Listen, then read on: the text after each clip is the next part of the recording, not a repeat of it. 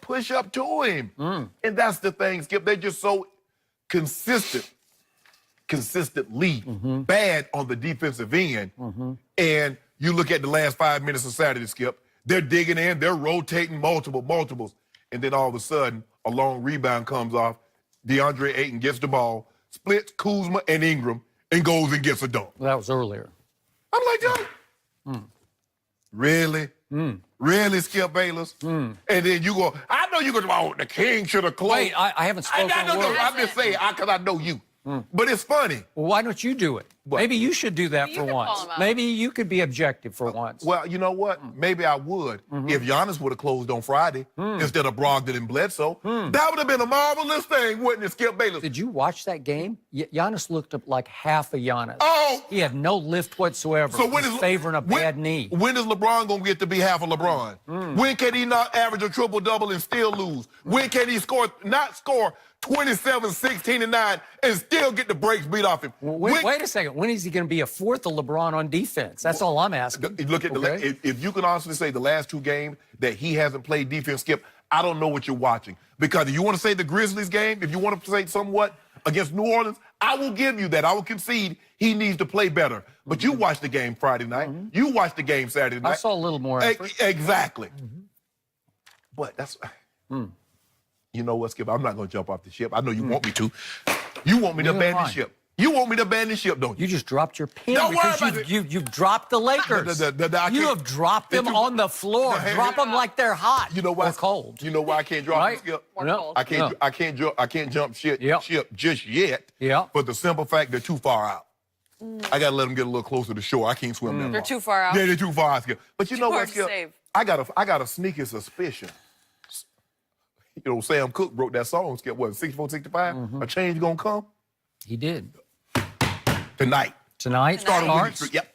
Could happen. I got a sneaky suspicion. I'm thinking 40, 11, and 8. Whew. It better happen tonight. It better start It needs to happen, Skip. I agree with only one point you made, which was your last point. What was that?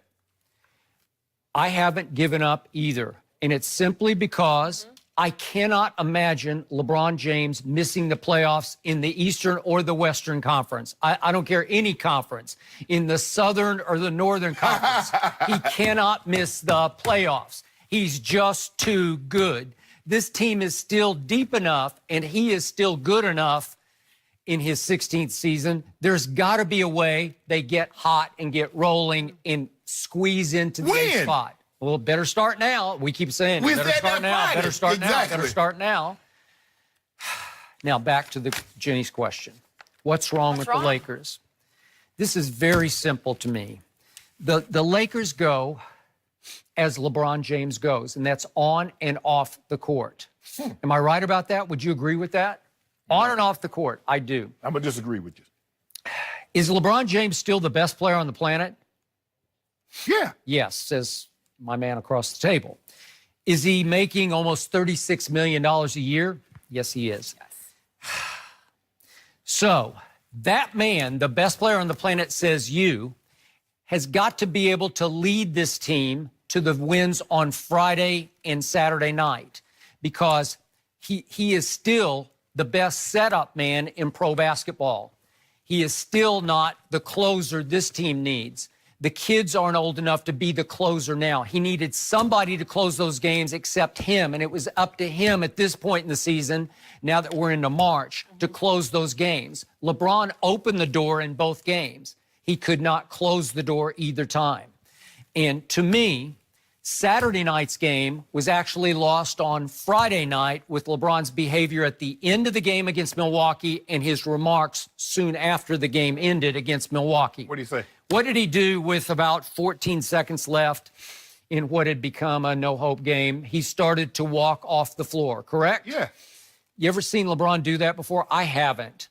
Usually LeBron hangs around. He's going to hug with everybody. And no, he don't really, not when they lose. Yeah, okay. But I've seen him do it when they lose, too. And he starts to walk, and he just keeps on walking, and he walks right up the tunnel and goes all the way into the locker room.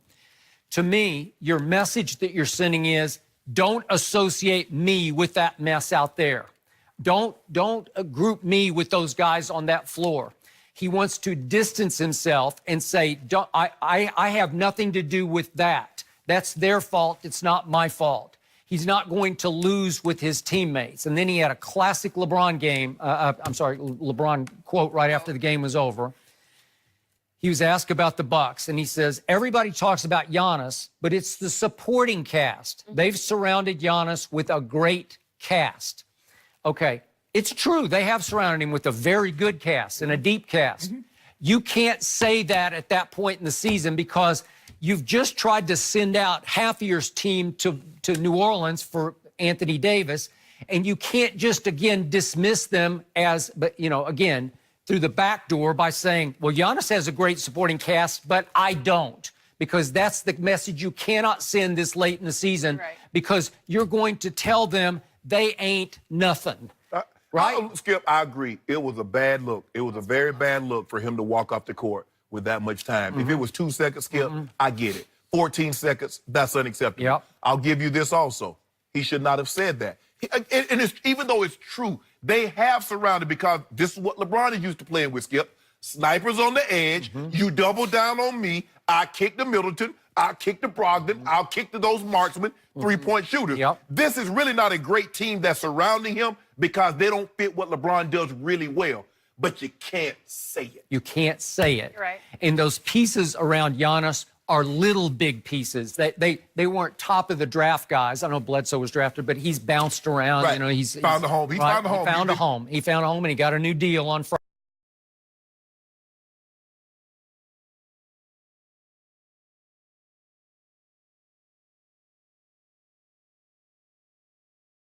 Friday. But Brogdon was down the list. They weren't. Brogdon was Rookie of the Year, Skip. Okay, but he was second-round pick. Second-round pick. And Chris Middleton, now he made the All-Star team. Was he highly regarded coming out of Texas A&M? No. Right. Okay, so they've scored with little big pieces that fit around Giannis, right? So let's go back to Friday night. With 3 minutes and 11 seconds left in that game, LeBron James did something that he doesn't always do, and I was highly impressed. They left him wide open for a three, and he absolutely ripped it. And that put the Lakers up 2. That was 118-116. Now you got 3:11 left. So it's not time to close yet, but you've put them in position. You've set them up to close. Correct. And then what happens? Giannis on the other end, he charges. He gets an offensive foul. So now you've got the ball back with a 2-point lead with 3 minutes or so to go, right? Correct. That's big advantage LeBron at Staples. Yeah, It's you're your up 2 new and you house. have the ball. Okay? You should be able to figure this one out from this point forward, and I fully expected that they would. Yes. And they come down, and Rondo tries to connect with LeBron on a pass that I don't know what it was, but